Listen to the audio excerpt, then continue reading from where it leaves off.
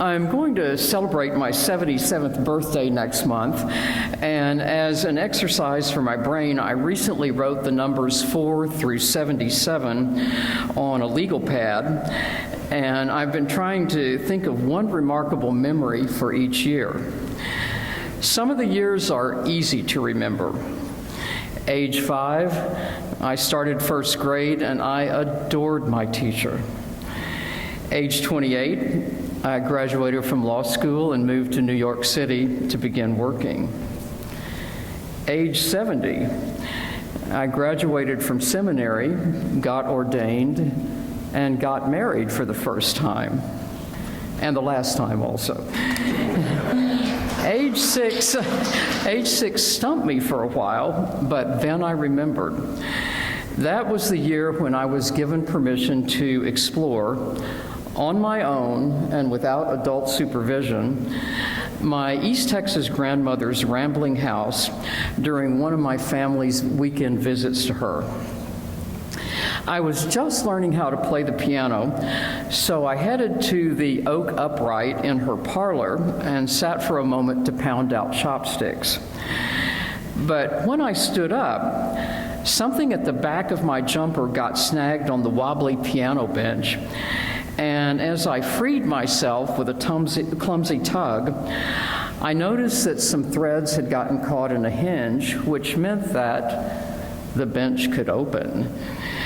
Well, of course I opened it, and a treasure came into view. 2 old 19th century Baptist hymnals. Since singing was the only thing I liked about church, I picked up one of the hymnals, randomly opened it, and was shocked to find a hymn I had never heard of entitled, "Jesus Needs Your Money." I wish I'd been able to laugh about it back then, but I was terrified. Jesus needs my money? How much? I mean, my dad was giving me an allowance of 25 cents per week, and he was very clear that 10 cents a month had to go into the offering plate as a tithe, and I was doing that. But Jesus needs your money sounded like something a bank robber would say to a teller during a stick-up, and I certainly didn't want to get crossways with Jesus. I can't remember how I resolved that moment of juvenile microeconomic terror, but I do know that each of us here has been exposed to many of the mixed and confusing messages that faith traditions and our families of origin have given us about money and wealth and gratitude and giving, and that shadows of those confusing messages arise every year about this time when congregations and charitable organizations ask for pledges and donations to meet their budgets. So what I'm going to do today is to depart from all that mess and talk instead about how we might give in a way that could free us from our focus on numbers and budgets to a steady and ongoing rhythm of grace and gratitude and generous giving. In other words, how can we arrive at a generosity that will effortlessly embody and express our purposeful lives as people who want to do the work of justice and mercy in this world? Before I do that, it's worth noting that most of the widely followed wisdom traditions of the world emphasize the importance of giving, and many of them place a high value on generosity.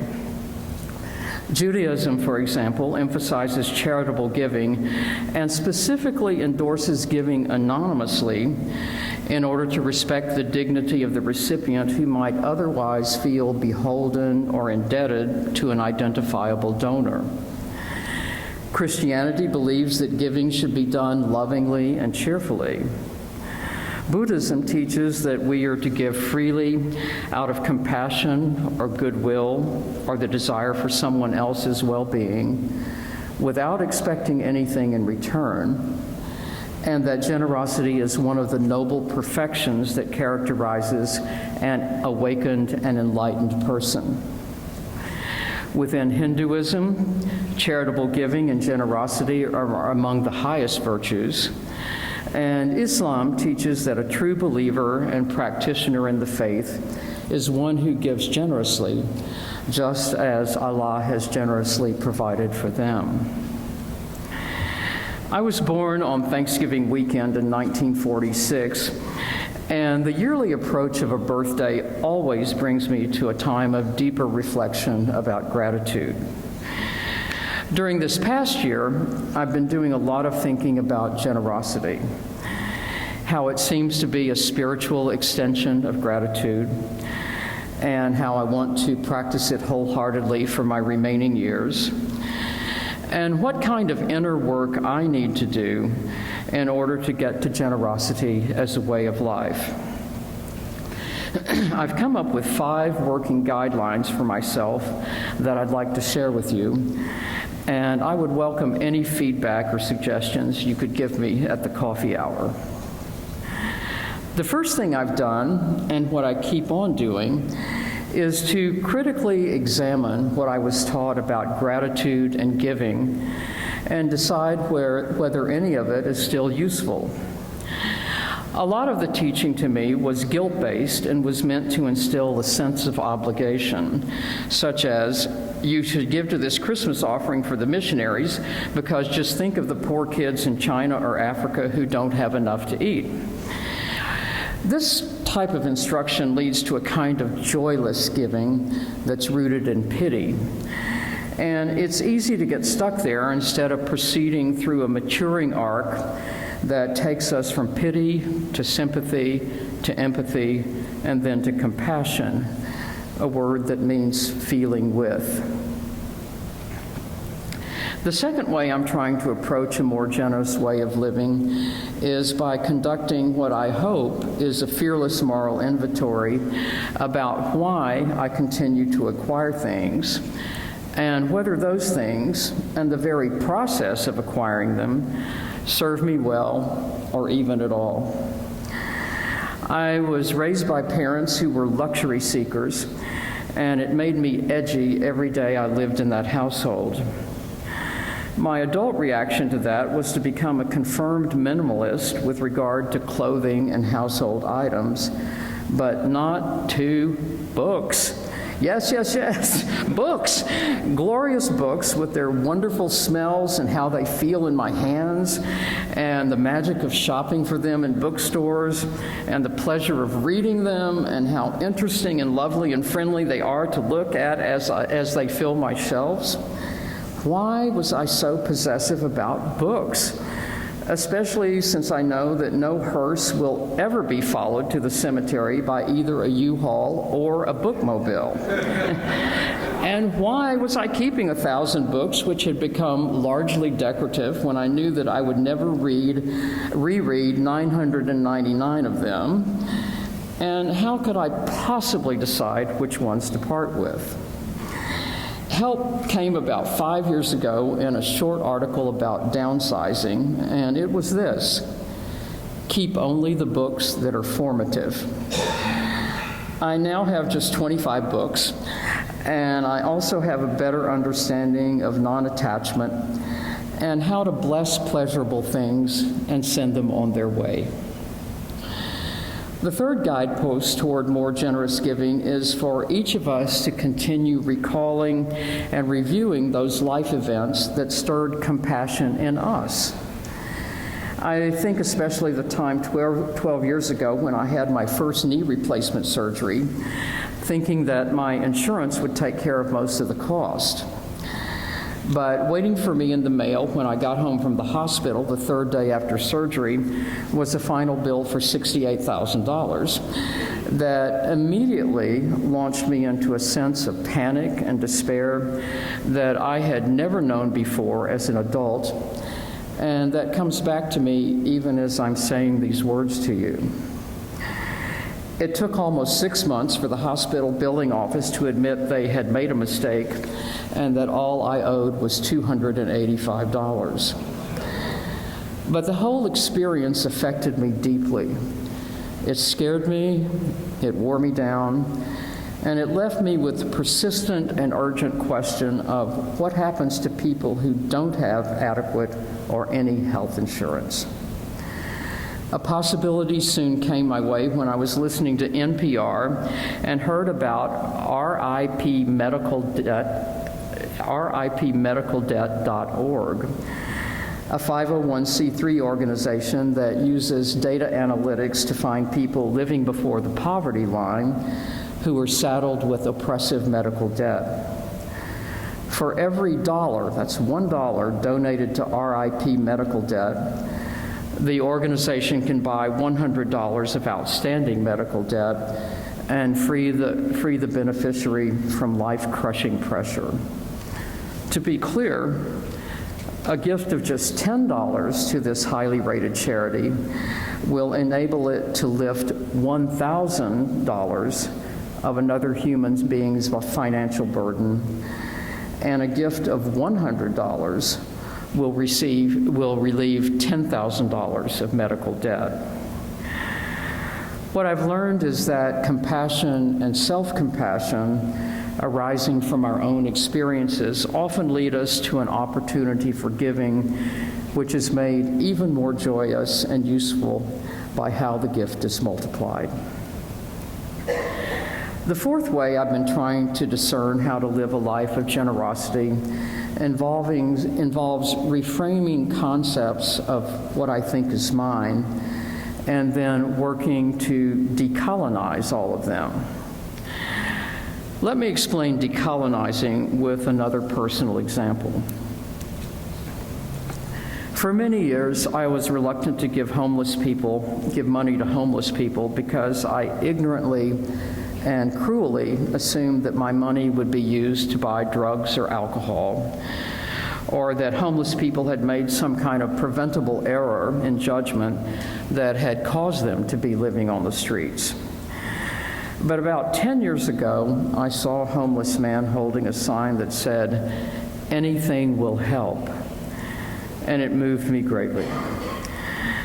I started doing a lot of reading about the causes and demographics of homelessness in America, which led me into further reading about the intersecting systems of oppressions and injustices that cascade into the condition of being homeless.